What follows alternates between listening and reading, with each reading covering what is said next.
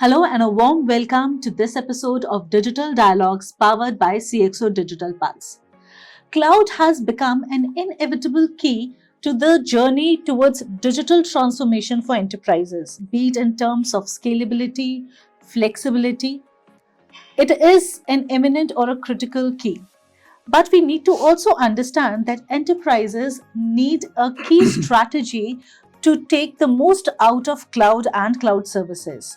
To discuss more, today we have a cloud evangelist and co founder of Brio Technologies with us, Mr. Abdul Muneem. Hello and a warm welcome, sir. Thank you, Pratik, for having me here. It's a pleasure, sir. And Abdul, to start off with my first question, everyone is talking about resilience. Enterprises want to become 100% resilient as they are towards this journey of digital transformation. So, as per you, how would you guide the enterprises in this journey towards an effective or say an effective transition to become a 100% resilient organization? I think, it's a very pertinent question which you have, and be it small or large enterprise, yeah, irrespective of their size, everyone has this issue of and priority of seeing how they want to be staying relevant going forward. And I think from the organization perspective, for any organization to stay resilient, I think they have to build uh, processes which are adaptable, which can really adapt the disruptions which the enterprises are going to see in the future. So one way of and to achieve that, it's super important for enterprises to have agility, cross-functional collaboration, and continuous evaluation. And particularly coming to IT, with so many changes coming in and the velocity and the speed at which the changes are happening, it is very, very important for organizations to stay nimble and flexible. So if they are investing in any technology or if they are deciding to go for any platform, they have to make sure that they're not dependent or they get tied up with that particular platform or solution. It's always important for organizations to think like, hey, tomorrow going forward, if anything is changing, can I, how easily I'll be able to move out of this particular platform or solution. So I think that is very critical for organizations to keep in mind. And most importantly, I think continuous evaluation is very important because if because of the changes, like let's say you decide for a platform or solution, within that platform or solution there's so many changes and upgrades are happening, and systems are not working in silos. They are integrated with so many other applications, so they are interdependencies. So it's very critical for organizations to have a plan or a governance system which really sees how these applications or whatever tools which you're using are up to date, and more or less like they're even flexible, like if tomorrow for some reason we want to decide to move out of them, how easily we will be able to move out of them. So I think if these things are focused on, I think there's a highly likely chance that uh, you'll not be impacted with things. And I think you brought up a very good point of adaptability because enterprises need to imbibe this aspect in their work culture to ensure that they are moving towards 100% resilience. Apart from this, Abdul, another thing which is changing is the future of work. People have been talking about it. So, how would you suggest CXOs to move towards this journey of a dynamic workspace where it's turning more into a decomposed workspace? I think like with recent events, there's a lot that has changed, and I feel like it has changed for good. Because what would have changed in 5 years has changed in like 1 year. Yes. So of course, whatever the changes which were supposed to take like longer time, they have sort of have happened already. So and this has already thrown a lot of challenges because it requires a complete change in your mindset at how you look at things. So it's very important for CXOs to invest in the right set of technologies, because ultimately whatever you're going to work on, technology is the key binder or the dependable thing on which these things are going to happen, be it collaboration, be it your business. Without IT, I don't think anything would run. So it's very important. And other thing which has affected and the challenge for CXOs today is how the employees at organization get impacted with the technology they're using in personal life. Like, let's say somebody is using WhatsApp, or somebody is using Uber, or somebody is using some other platform. The expectations of the employees are like they want to have a similar experience when they come, and they're working with the official tools and solutions. So it's very important that they are investing in right set of technologies, so they are giving that similar experience to people when they come to work as well. Okay. As you correctly said, Abdul, even the employees are exploring new tools. A lot is coming in terms of collaborative tools and new technologies, especially the emerging technologies, and the new buzzword in the market is AI ML. And we have seen a lot is happening around it, the way it's impacting and inducing some imperative changes in businesses. As per you, with the advent of this generative AI and machine learning, how do you see it is revolutionizing the automation and digital transformation services? I think the first thing which AI has impacted, has impact on organization is improving the productivity and efficiency, particularly with if you're looking at generative AI. I think mostly organizations are looking at from the perspective of how it can sort of improve productivity of their workforce. Uh, how it can be done. First is like people spend so much time searching for data. Like if you're working in an organization and you want to search something, so much time is spent in just searching the information.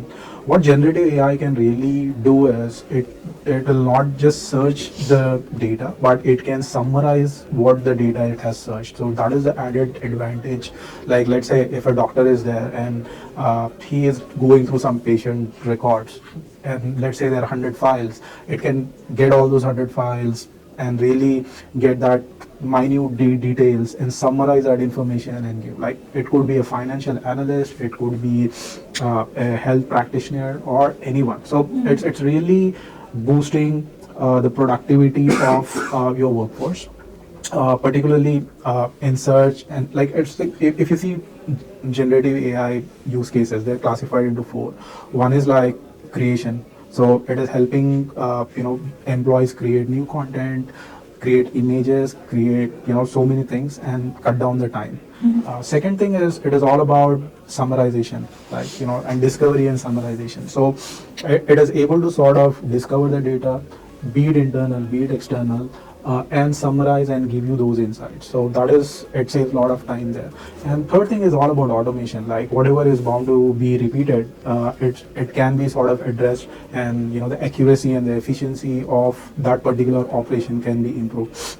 So I think like the first thing, or the most primary thing that got impacted with generative AI, is all about productivity, and businesses are figuring it out. How do we sort of leverage this? So they're identifying some use cases where, and they're sort of exploring how they can get started.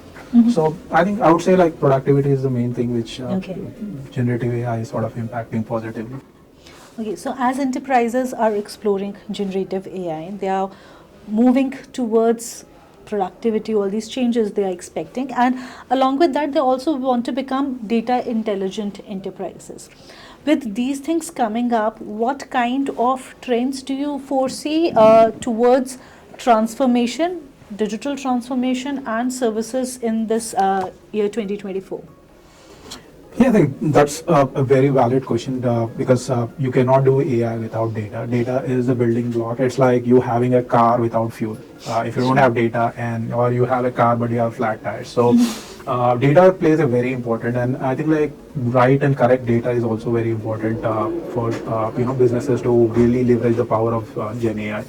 So I think there's a lot of focus which organizations have to sort of, and they have also understood the importance. Why? Because if you see earlier, nobody used to sort of really focus on data, but now for them it has become mandatory because they have to stay relevant, they have to stay agile, and if they are not going to disrupt themselves, somebody else would disrupt them. So with that, I think there's a lot of focus on having data governance in place and see how the data is meaningful and it's consistent across, and how do we sort of protect that data as well, because just having data and not protecting it is also because if you see, there was a time when businesses used to protect their code.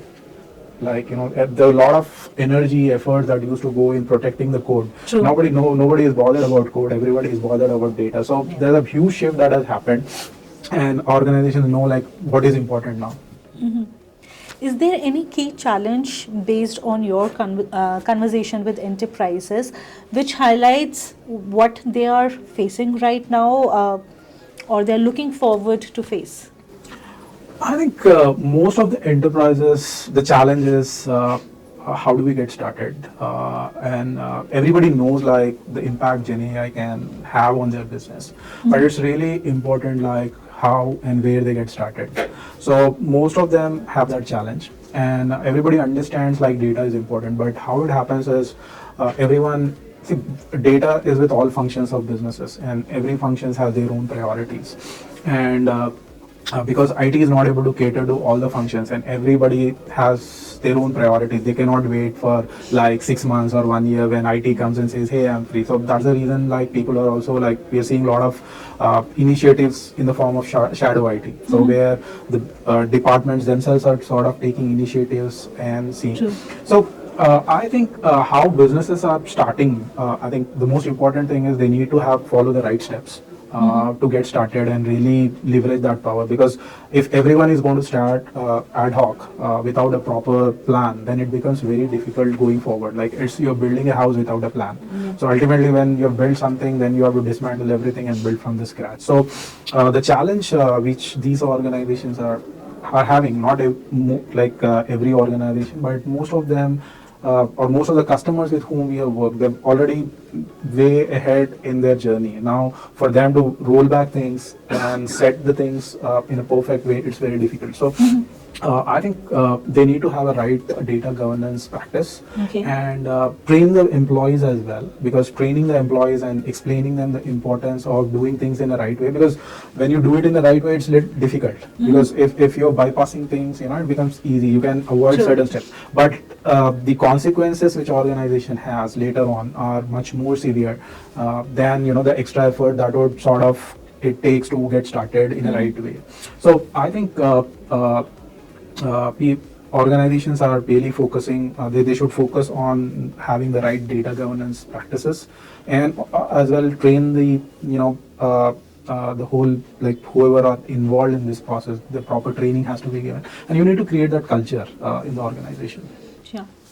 And with that, I would say we are living in a dynamic world where change is inevitable, especially for enterprises where technologies are getting updated every fortnight. They need to have an adaptive culture to become that resilient organization to ensure growth and success.